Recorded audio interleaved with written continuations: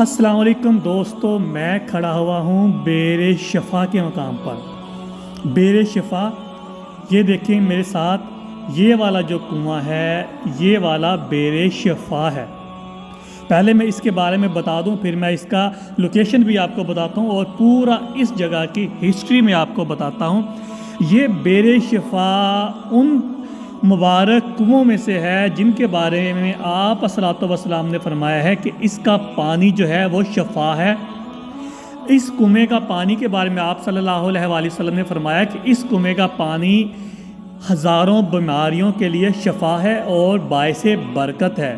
اس میں آپ صلی اللہ علیہ وآلہ وسلم نے اپنا آب دہن پھینکا تھا۔ یہ جو سامنے آپ دیکھ رہے ہیں یہ مسجد بیر شفا ہے۔ یہ کنویں کے بالکل ساتھ میں یہ مسجد ہے۔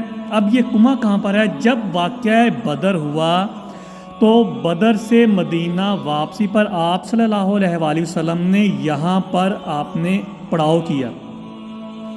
یہاں پر آپ صلی اللہ علیہ وآلہ وسلم کے ساتھ حضرت عبیدہ بن حارث بن عبد المطلب بن مناف بھی تھے، جو آپ کے کزن بھی تھے۔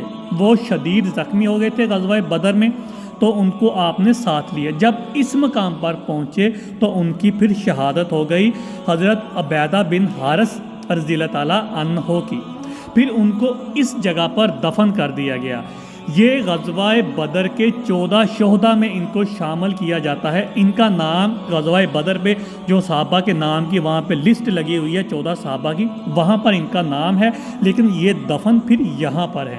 یہ ان کی قبر ہے، حضرت عبیدہ بن حارث بن عبد المطلب بن عبد مناف کی۔